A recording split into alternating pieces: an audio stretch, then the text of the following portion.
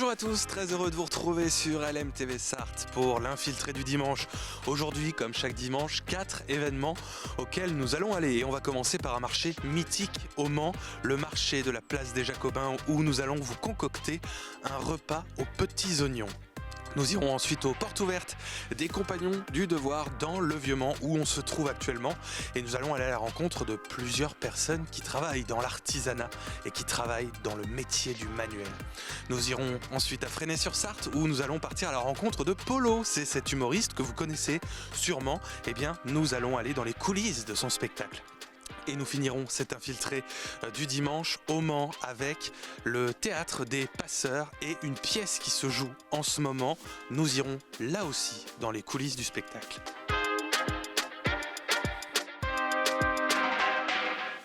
Et on commence cet infiltré du dimanche depuis le marché du Mans sur la place des Jacobins et on va tout de suite aller à la rencontre d'un maraîcher. Il est présent ici depuis de nombreuses années, c'est Christophe et on va tout de suite à sa rencontre.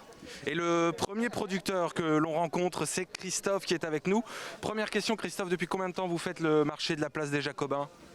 L'exploitation ça fait depuis 77, donc ça fait 43 ans.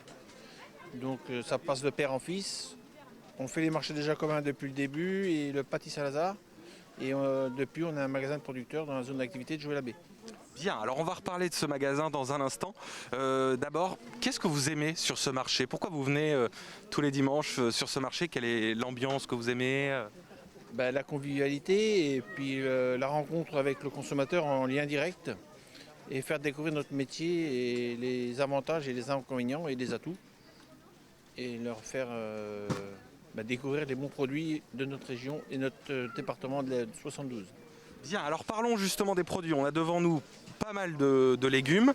Quels sont déjà les légumes de saison? Aujourd'hui, le vrai légume de saison, c'est l'endive, mâche, poireaux, carottes, tous les légumes d'hiver. Bien. Vous avez beaucoup de personnes, j'imagine, qui viennent vous acheter des légumes. Qu'est-ce que les gens aiment? J'imagine qu'ils recherchent de plus en plus le local, le produit local. Ils recherchent surtout des vrais produits de qualité, faits traditionnellement et non à effet grandeur extrême et pas de qualité extraordinaire.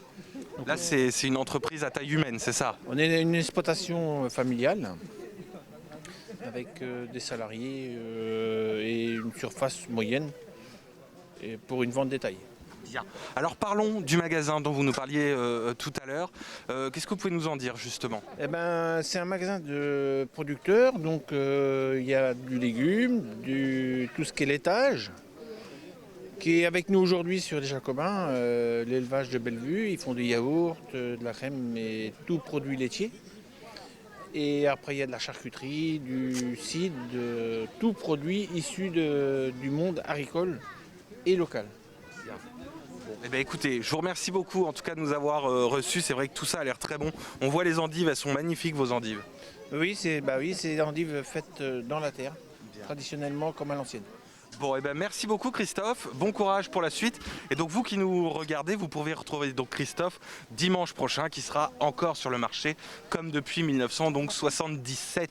Donc vous êtes un historique du marché. Merci beaucoup Christophe d'avoir été avec nous, bon courage. Merci. Nous poursuivons maintenant notre visite avec Bertrand qui est producteur de volailles et de viande de manière générale. Parlez-nous un petit peu de votre exploitation. Eh bien moi j'ai une exploitation qui se compose de 180 hectares. Donc j'ai on va dire 40 hectares qui sont dédiés rien que pour les volailles en céréales.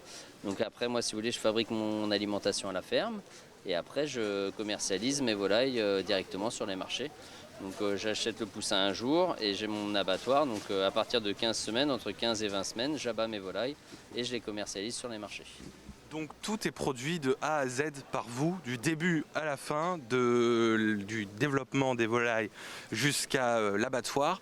Est-ce que vous pouvez nous parler justement de ce qu'il y a derrière vous? Et bien après on les rôtit aussi. Donc on abat nos volailles et après pour nos clients on les rôtit sur le marché directement et on commercialise les volailles rôties directement.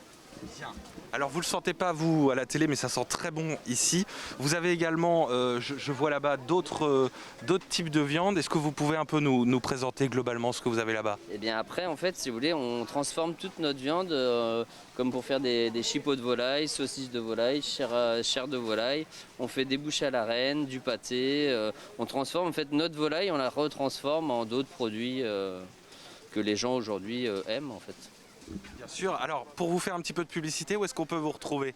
Alors moi on peut me retrouver sur le mercredi sur le marché de la Flèche, le jeudi sur la Suze, le samedi à Sablé et le dimanche au Jacobin. Super, écoutez, merci beaucoup Bertrand. Bonne continuation pour la suite, mais je ne doute pas que tout ça va se vendre parce que ça sent vraiment... Normalement, c'est gentil. Merci. Bien, bon courage à vous et on va aller à la rencontre d'un autre producteur maintenant. Merci à vous. Bébert, on va sauter.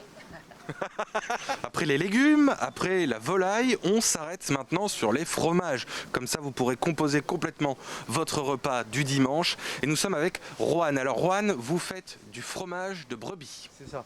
Principalement du fromage de brebis des Pyrénées. Donc on a une gamme assez large, à commencer par l'Ardigashna, le pur brebis, hein, l'osso irati en fait, ce qu'on appelle l'osso irati. Donc celui-ci c'est la base de la fabrication. Ensuite on a des spécialités notamment au piment d'Espelette, hein, Oh là là. hein, qui reflète bien la région du Pays Basque. Hein. On a également des spécialités au fenugrec, d'autres fumées au feu de bois, du bleu de brebis et également de la charcuterie, une partie de... Voilà, quelques produits de charcuterie. Voilà, le stand n'est pas au complet en fait. Alors, ça fait plusieurs années que vous venez ici. Qu'est-ce que vous aimez dans cette ambiance de marché? Alors le marché des Jacobins du dimanche, ça reste un marché très très qualitatif. Donc l'ambiance est très effervescente, hein, du fait de la diversité des commerçants et du choix surtout. Et donc c'est un produit qui, moi j'ai toujours pensé que c'était un produit qui a sa place ici, qui est assez... voilà, pour tous les goûts, en tout cas. Tout Il y en à a fait. pour tous les goûts. Tout à fait, voilà. Donc, alors, comment vous produisez ces fromages, justement? Parlons un peu de la production. Là, on voit le résultat. Alors, principalement, c'est des brebis qui font des spécialités des races de brebis qu'on retrouve principalement dans les Pyrénées, à savoir la Manèche, tête rousse, tête noire et la basco-béarnaise. Donc, c'est les trois brebis qui font partie du cahier des charges pour l'osso irati. Donc après, chacun est libre d'avoir l'appellation ou non, mais il faut savoir que principalement c'est à partir de ce type de brebis-là qu'on produit ces fromages-là. Après, voilà, on est sur un terroir, on est sur de la moyenne montagne, hein. Donc un terroir entièrement naturel, voilà. Et donc il y a tout un cahier des charges qui fait qu'on a, en fin de boucle, on arrive sur un fromage de très haute gamme. Bien. Écoutez, on va vous souhaiter bon courage pour la suite. Et puis, donc, vous qui nous regardez, n'hésitez pas à venir visiter le stand de Rohan, donc, sur le marché des Jacobins. Merci beaucoup à vous de cette présentation, c'est gentil. Avec plaisir. Bon courage à vous. Bonne continuation. Merci à vous. Merci. Au revoir.